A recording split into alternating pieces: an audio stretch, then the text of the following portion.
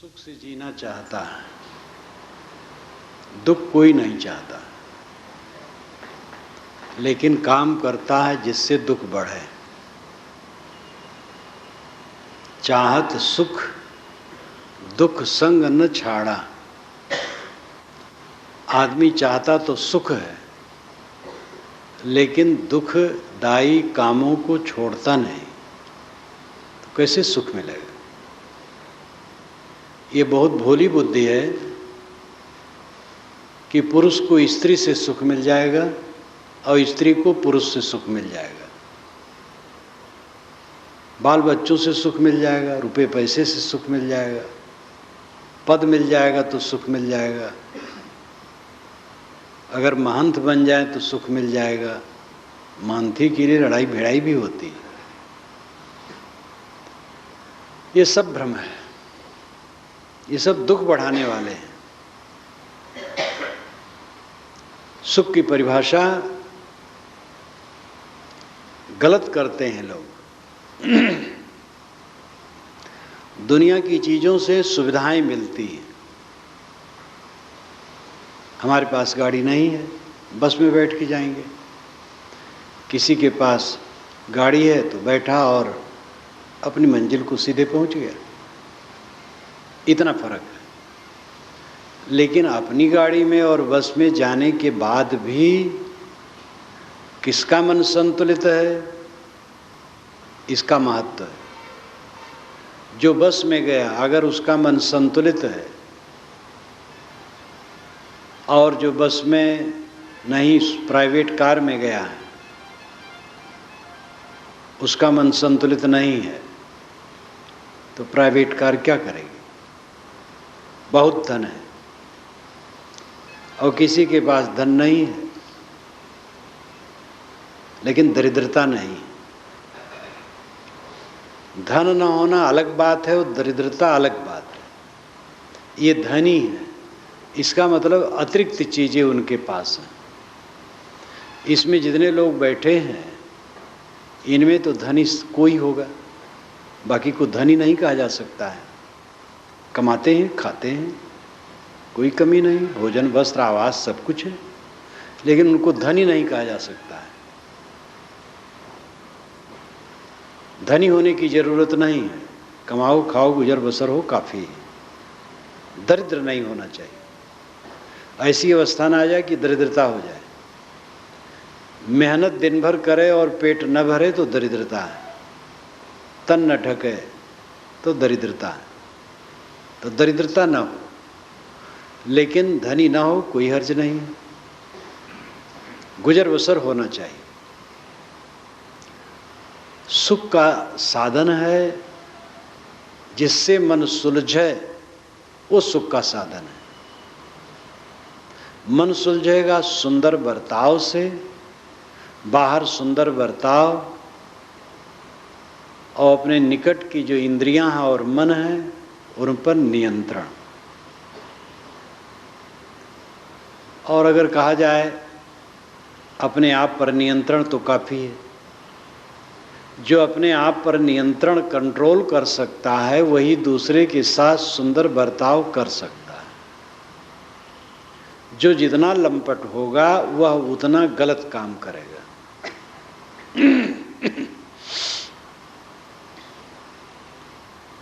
जो जितना संयत होगा वो उतना सही काम करेगा। तो आत्म विजय सबसे बड़ी बात है। अपने मन इंद्रियों पर संयम, कंट्रोल। उसके बाद दूसरे के साथ शील का बर्ताव स्वाभाविक है।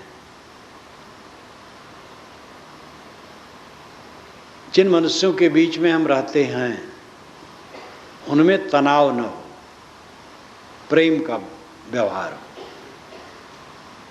तनाव नरक है और तनाव के मूल में अपनी बेवकूफ़ी के अलावा और कुछ नहीं। पत्नी पति, पिता पुत्र, भाई भाई, भतीजे, पड़ोसी, जिनका निकट का संबंध है उन्हीं में तनाव होता है। और तनाव के मूल में अहंकार और कामना है। हमारा अहंकार है, अहंकार के वशीभूत होकर के तनाव में हम पड़ जाते हैं।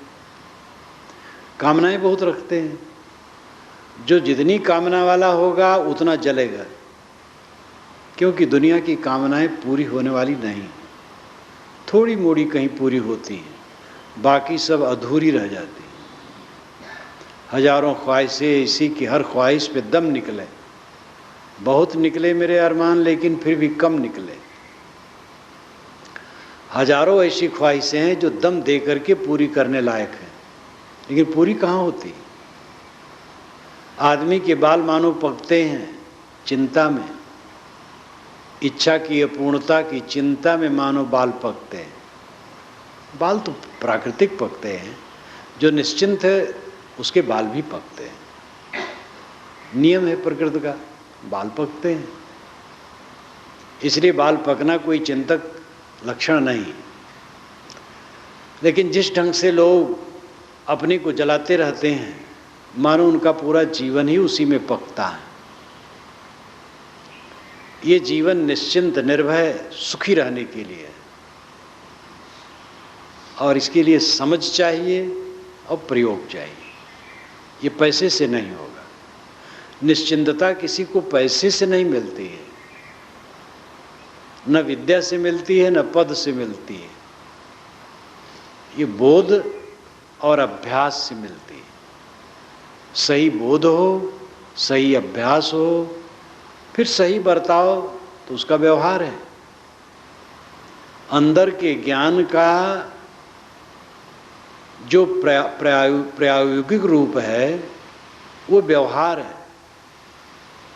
व्यवहार ही में प्रयोग होता है। मान लो कि कोई बड़ा अच्छा आदमी है, कहा जाता है भाई ज्ञानी है, ये क्रोध करता है, लड़ता है, तो ज्ञानी वचन का है, बुद्धि का है। ज्ञानी का लक्षण नहीं कि लड़े। कहीं विमत हो तो प्रेम से उसमें बातचीत कर ली जाए। लड़ने का जो लक्षण है वो ज्ञानी का लक्षण नहीं। आंतरिक ज्ञान का प्रतिबिंब हमारा व्यवहार होता है। व्यवहार ही से ज्ञान की परीक्षा होती है। जहां हम रहते वहां कलह करते हैं। कितने घरों में है एक दूसरे से बोलते नहीं, और बोलेंगे तो बहुत गंभीर होकर, प्रसन्न चेहरा रहेगा ही नहीं। उस घर में सुख शांति कहाँ है? कम से कम उस व्यक्ति को तो सुख शांति नहीं होगी जो ऐसा होगा। दूसरों को भी उसके द्वारा संताप होगा। आपका चेहरा खिला रहना चाहिए, हंसमुख, प्रसन्न होकर बोलो। घर में प्रवेश करो, सबसे खुश होकर के बोलो। घर वाले आपके घर में प्रवेश होने पर आनंदित हो जाएं। कितने घर के लोग हैं घर में प्रवेश करेंगे, घर वाले अगर आनंदित होंगे तो उनके प्रवेश करने से दुखी हो जाएं। उनका चेहरा मोहरा वैसे उदास, मुंह से निकलेगा तो जहर, बर्ताव सब कटु, पूरा नरक। चीजें कम रहे कोई हर्ज नहीं, न्यूनतम आवश्यकताओं की पूर्ति होनी चाहिए। भोजन, वस्त्र, आवास, ये हो जाए, इतना हो बस काफी है। मन बढ़िया हो, सुंदर बर्ताव हो आपस में,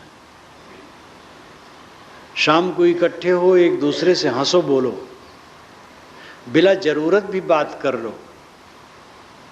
कई बार ऐसा होता बात की जरूरत नहीं होती, लेकिन बात उठा करके आपस में बात की जाती है। बात करने से दिल खुलता है, थोड़ा हंसी विनोद हो गया, बातचीत हो गई, मन खुल गया।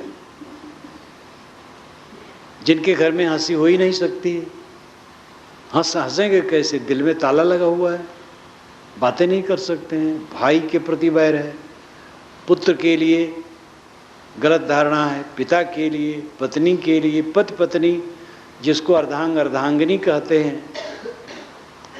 हमारे नीतिकारों ने बड़ा अच्छा शब्द लिया, अर्धांग अर्धांगिनी दोनों को मिला करके दंपति जोड़ने के लिए बड़े बड़े अच्छे अच्छे शब्द दिए, लेकिन शब्द दे करके क्या करेंगे? जब आपस में तनावग्रस्त रहोगे, शब्द क्या करेगा? सुंदर बर्ताव आपस का स्वर्ग सुख है। झोपड़ी में स्वर्ग है, महल में स्वर्ग है। जहाँ सुंदर महल कोई बुरी चीज नहीं है। किसी के पास पैसे है, महल बना अच्छा है, लेकिन स्वर्ग उसमें तभी होगा जब आपस का सुंदर बर्ताव होगा, और सुंदर बर्ताव ना हो तो नरक होगा। एक युवक ने मुझे एक बार पत्र भेजा था, महाराज हमारे धन बहुत है, कई भाई हैं, हम छोटे हैं सबसे, लेकिन आपस में किसी से बैठता नहीं। तो मैंने पत्र लिखा, तुम्हारे पास कुछ नहीं, धन क्या है, कांकर पाथर है। जब प्रेम ही नहीं है तो क्या है? सुख सब चाहते हैं, और सुख का मापदंड स्थूल पदार्थों को हम समझते हैं। कई भाई हैं तो अपने बच्चे के लिए जितना बन सके अनाप शनाप बटोर लो, भतीजी को न मिले, ऐसा भाव होगा वो घर में सुख होगा। भतीजे, अपने बच्चे, सब बच्चे हैं। ये कोई नहीं जानता है कि कौन कैसा होगा, उसमें कौन देवता होगा, कौन सांप होगा, कोई नहीं जानता है। अपने का मोह छोड़ दिया जाए तो बड़ा मंगल हो। मोह छोड़ने का मतलब नहीं कि व्यवहार न किया जाए। जो संयुक्त व्यवहार है जहाँ का, वहाँ पर पक्षपात नहीं होना चाहिए। अपना लड़का है, भतीजा है, भयऊ है, भाभी है, अगर ये भेद रखोगे व्यवहार में तो सुख नहीं होगा। जिन मनुष्यों के बीच में हम रहते हैं उन मनुष्यों में समता का भाव आए, और बर्ताव से समता का भाव आएगा। जब एक दूसरे को देख करके खुश होंगे तो सुख मिलेगा, और तनावग्रस्त होंगे तो दुख होगा।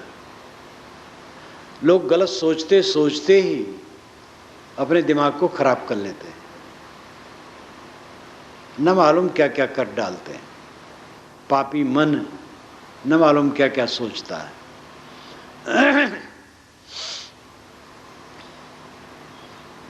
व्यवहार में प्रेम का बर्ताव,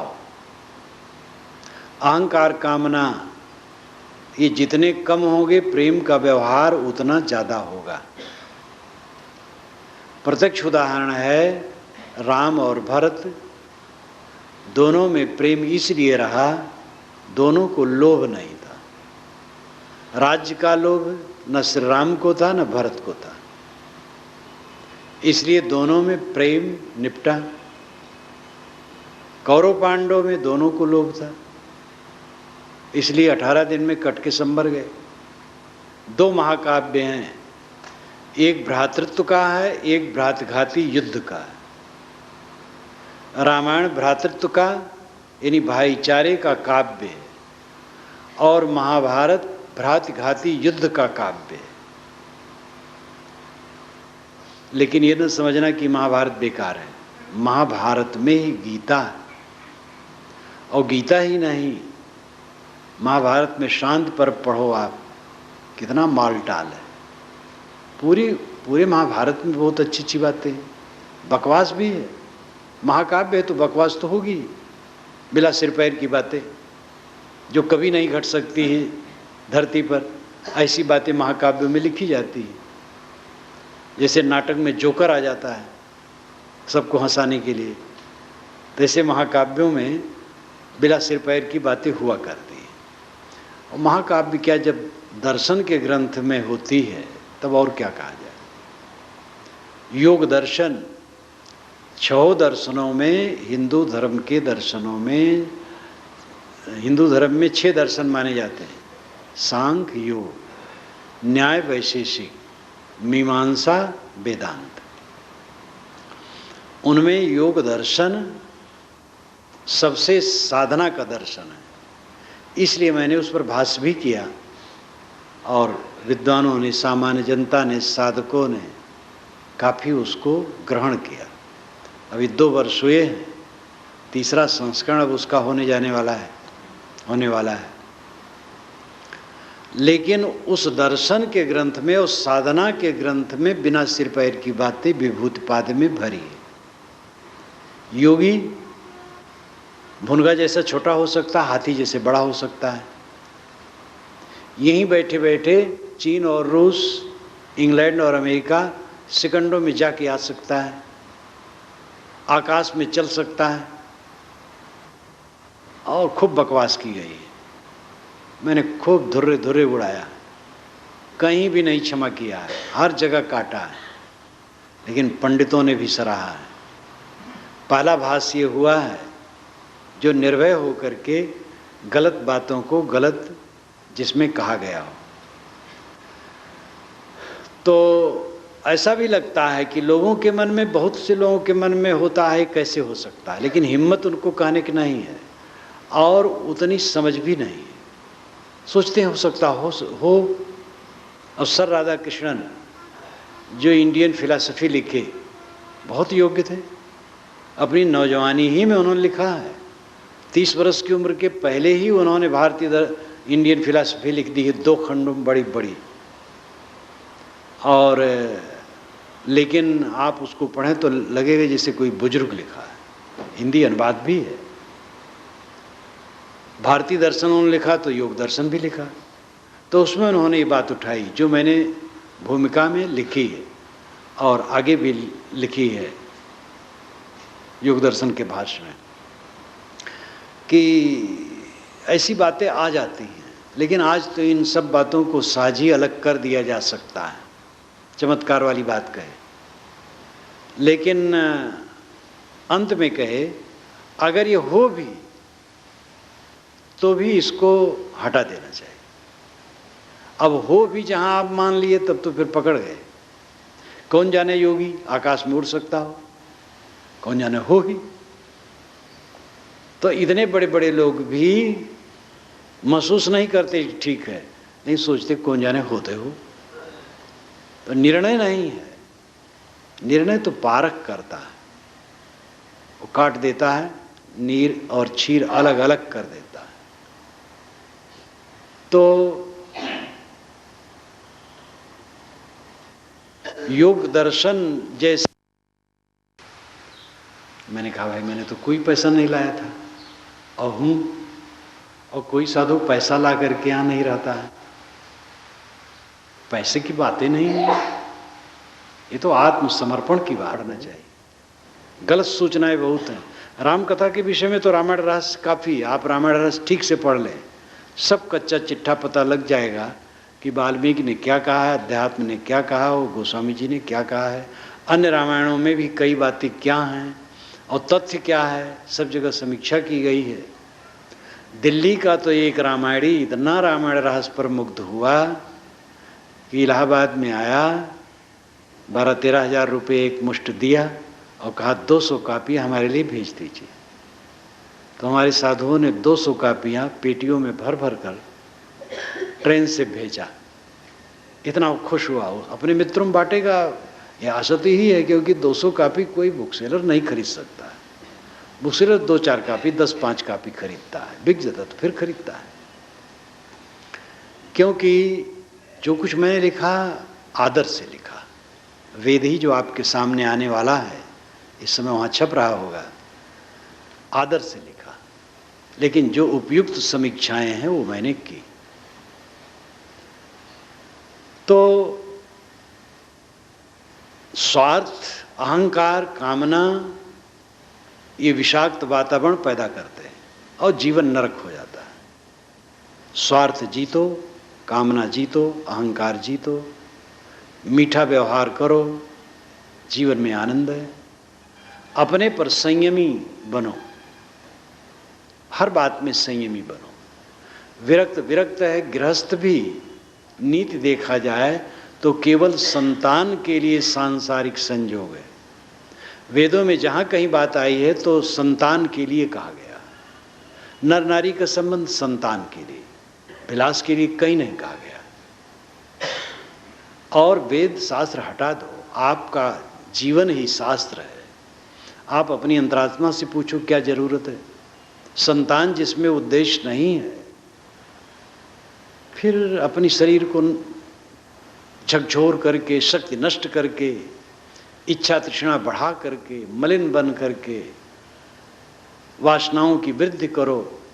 कल्याण के लिए जीवन मिला है, क्यों उसमें अपने को गर्त में डालो। संयमी बनो, जितना जिससे बन सके संयमी बने। और बातें भी संयम, खान पान में संयमी बनो, बात व्यवहार में संयमी बनो। हर इंद्रिय हमें नचाती। इंद्रियां ये ग्रह पकड़ लेती। नवग्रह, साहब ने नवग्रह कहा, नित अमावस नित संक्रांत नित नित नवग्रह बैठे पांत। बाहर अमावस और संक्रांति समय से होता है, लेकिन ज्ञानी के जीवन में नित अमावस और नित संक्रांति। अमावस का मतलब होता है साथ साथ बसना। अमा नाम घर, वसनाम बसना। एक घर में बसना अमावस है। चांद सूरज एक साथ चलते हैं अमावस के दिन। चांद मन है, सूरज आत्मा है, ज्ञान है। जिसका मन ज्ञान में लीन हो उसके लिए सब समय अमावस है। नित अमावस नित संक्रांत। संक्रांति कहते हैं एक घर से दूसरे घर में जाना, एक स्थिति से दूसरी स्थिति में जाना, ये संक्रांति है। और संक्रमण काल है। संक्रांति में पंडित लोग संक्रांति को पवित्र मानते हैं। साहब कहते हैं यहाँ तो निरंतर संक्रांति है। देह जब तक है, ज्ञानी को भी बाहर से लौट लौट कर अपने में आना है। इंद्रियां हैं, मन है, सब सामने है ज्ञानी के भी। तो बाहर के दृश्य से लौट लौट कर अपने में आना, ये संक्रांति है। और नित नित नवग्रह बैठे पांत। आकाश के नवग्रह एक पंक्ति में नहीं बैठ सकते हैं। एक बार अष्टाग्रही लगा था, बहुत दिन हो गए, याद नहीं है, 30 वर्ष से तो और पुराना है। तो अष्टाग्रही पूरे भारत में उस दिन एकदम सनसनी थी। हवाई जहाज नहीं उड़ रहा था और सब कारोबार बंद, अशुभ न हो जाए। जवाहरलाल से कहा गया था कि आप कोई उड़ान न करें, लेकिन जवाहर तो जवाहर थे। वे बिला जरूरत भी हवाई जहाज में बैठ करके 100, 200, 400 किलोमीटर घूम लिए। बड़े वीर थे। आज के नेता तो ऐसे हैं, दोनों हाथ में अंगूठियां, उंगलियां घट जाती हैं, अंगूठियां बढ़ जाती हैं। इनको लज्जा लगती नहीं तो पैर में भी अंगूठियां पहनते। इतने कमजोर नेता होते, हद महाकमजोर। जो कोई बता दे दुआ भभूत झाड़ फूक तंत्र मंत्र। हर नेता करीब करीब कोई तांत्रिक को पकड़े रहता। प्रसिद्ध नेता जवाहर गांधी पटेल। जवाहर तो मैंने दूसरे ढंग के थे, गांधी तो आध्यात्मिक थे, लेकिन तंत्र मंत्र के चक्कर में नहीं थे। महात्मा के दर्शन कर लेना अलग बात है, लेकिन महात्मा को इसलिए नहीं मनाते थे कि हमें आशीर्वाद दे दें। आज के नेताओं की दशा, सब नेता तो नहीं, आज भी सूरवीर कुछ हैं। तो ये मानसिक दुर्बलता है। आत्मसंयमी बनो। आत्मसंयम ही आपको सुख देगा। आसपास के लोग आपको क्या सुख देंगे? थोड़ी सुविधा दे सकते हैं। अंदर में जिसका मन जलता है, दूसरा कोई क्या करेगा? कोई स्वामी है, बड़ा पूज्य है, लेकिन उसका मन जल रहा है, तो साथी लोग सेवा कर सकते, प्रार्थना कर सकते, आरती उतार सकते हैं, और क्या करेंगे? और ये सबसे और रोग बढ़ सकता और कुछ फायदा नहीं। आरती करने वाले तो मंगल है, और जिसकी आरती की जाती है अगर वो सावधान नहीं तो उसका अमंगल है। अगर आरती करवाने की इच्छा है तो उसका अमंगल है। तो स्वामी बनने से भी काम नहीं बने, गुरु बनने से भी काम नहीं बनेगा।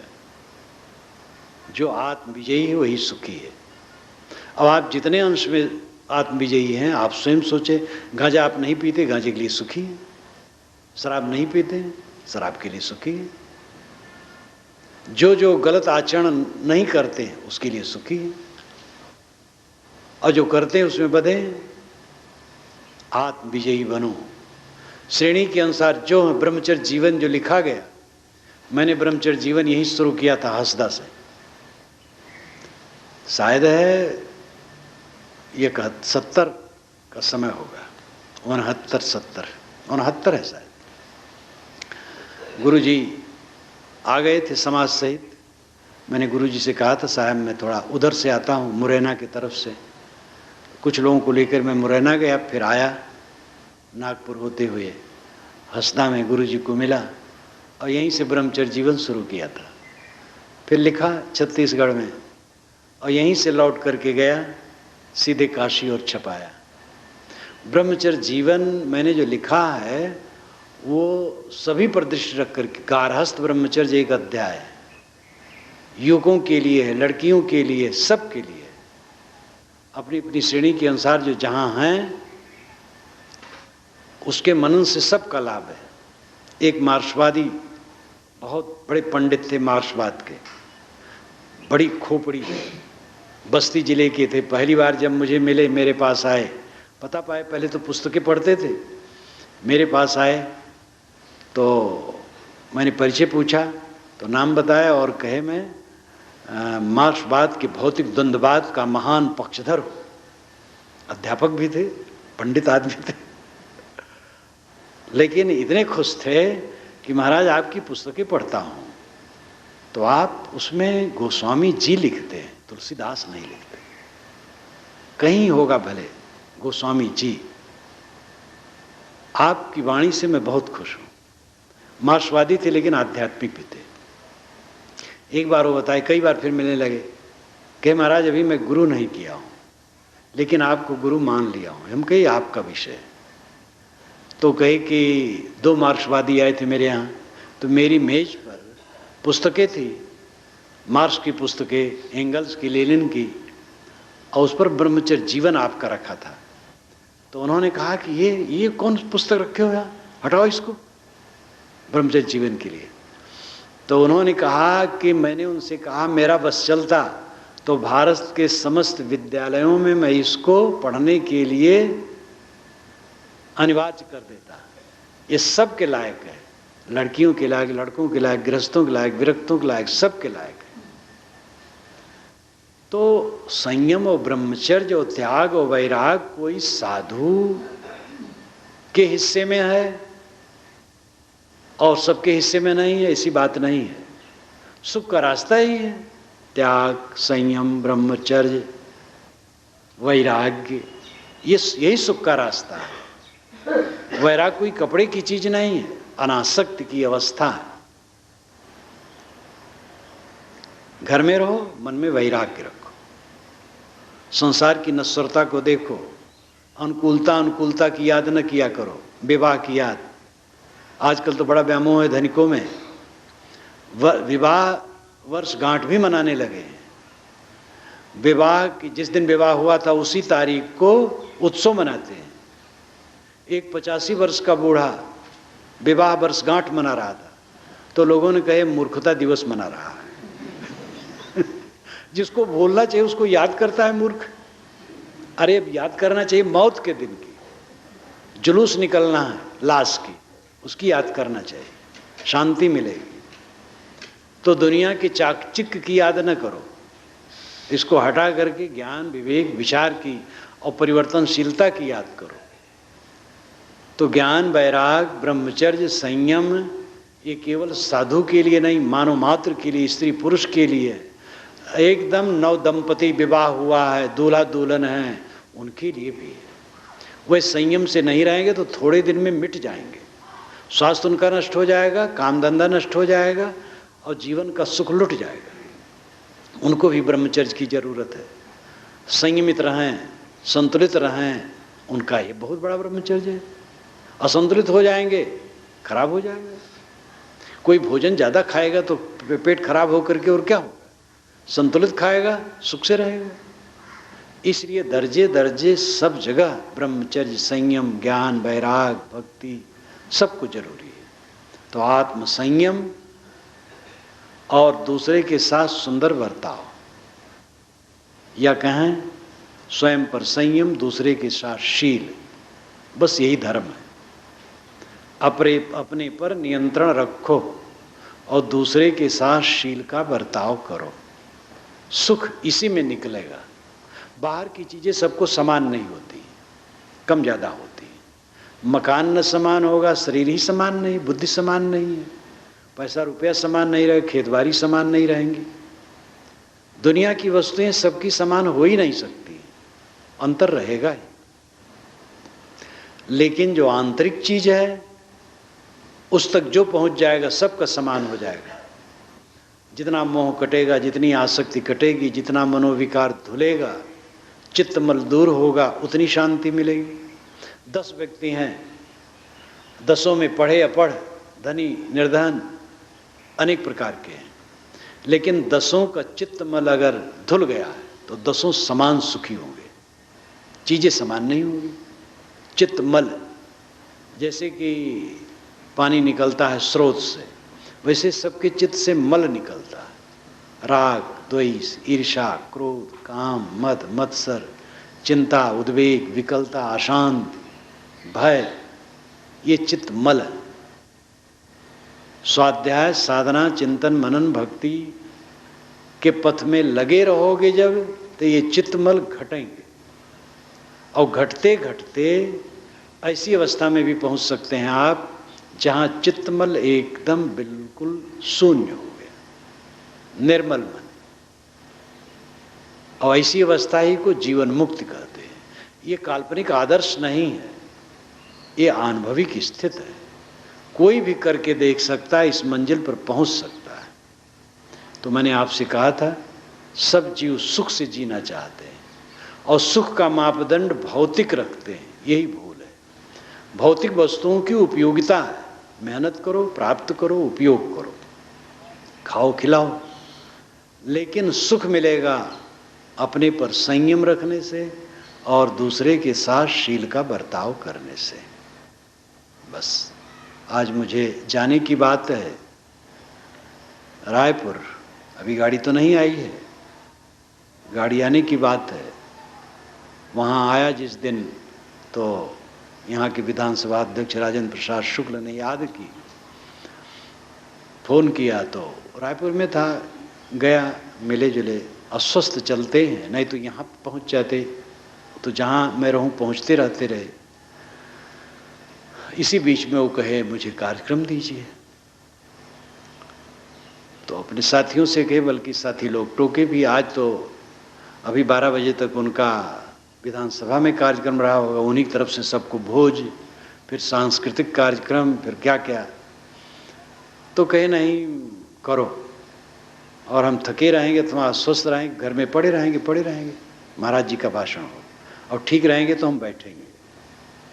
तो अब इतनी लगन उनकी देखी अस्वस्थ अवस्था में, तो मैं कुछ कह नहीं सका, चुप रहा। तो वो भेजेंगे तो जाएंगे, नहीं भेजेंगे तो छुट्टी।